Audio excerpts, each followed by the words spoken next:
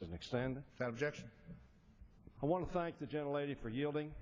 Mr. Speaker, I'm pleased to be here today. And we are here as the result of some work of some extraordinary staff people, and I want to start by mentioning them. First of all, I want to congratulate and thank Mr. Miller and his staff. I want to thank the staff of the Banking Committee. Mr. John Hughes of my staff, who formerly of the Banking Committee, Financial Services Committee, has worked tirelessly with an extraordinary policy director, Neal Bradley, who works for Mr. Cantor. We worked on this matter in a bipartisan fashion. This bill comes to the floor as a bipartisan bill, and I'm hopeful and believe it will pass with an overwhelmingly bipartisan vote. Mr.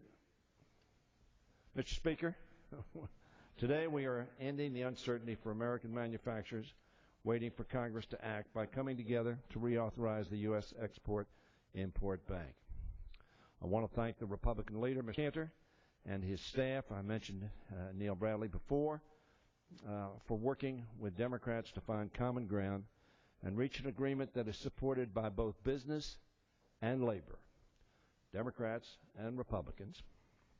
I also want to commend Ranking Member Barney Frank of the Financial Services Committee, and as Carolyn McCarthy has done such an extraordinary effort on this effort as well. She chairs, or she's the ranking member, and Mr. Miller chairs the International Trade and Monetary Policy Subcommittee. Their hard work has been important to make sure this agreement will help American businesses save and create jobs. I also want to thank Representative Rick Larson for his tireless advocacy for a long-term reauthorization of the bank. In addition, I would be remiss if I did not mention my dear and good friend who's the ranking Democrat on the Appropriations Committee, but who's been an extraordinary leader on making sure that America creates jobs and exports products around the world, Mr. Norman Dix. Congressman Dix from Washington State has been working with me every day that we've been at these negotiations. I want to thank him for his contributions to this outcome.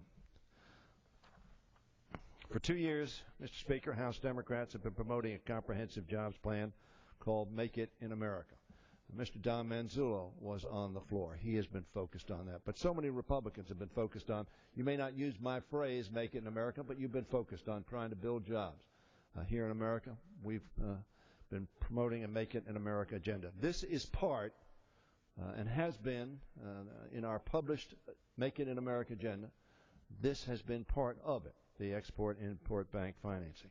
By financing American companies' efforts to export their products overseas, the Export-Import Bank plays a direct role, as Chairlady McCarthy has pointed out, a direct role in helping our businesses expand and hire more employees for well-paying jobs, jobs that will not be shipped overseas. The Export-Import Bank doesn't cost taxpayers a single penny. In fact, it has generated $1.9 billion, $2 billion rounded, as the Chairlady said, in excess revenues for U.S. taxpayers over the past 5 years. And it provides a critical service that our companies need to access foreign markets on a level playing field.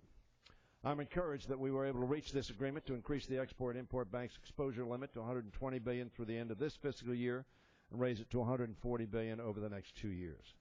In 2011, finances from the Export-Import Bank helped create nearly 300,000 jobs at 3,600 private companies across America.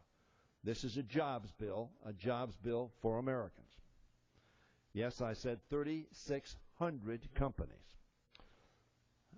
An unmentioned fact is that over 85% of the bank's transactions are for small businesses. We talk a lot about the large businesses, Boeing in particular, one of our best exports and job creators. But 3,600 businesses, most of which are small businesses. The products American workers make are the best in the world.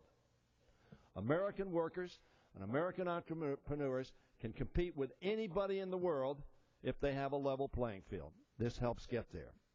When that happens, our workers succeed, and that means more of our people can make it in America. That's what Americans want to do. They want to make it. They want to make it. They want to succeed. They want to have their kids have opportunities. and they want to make it.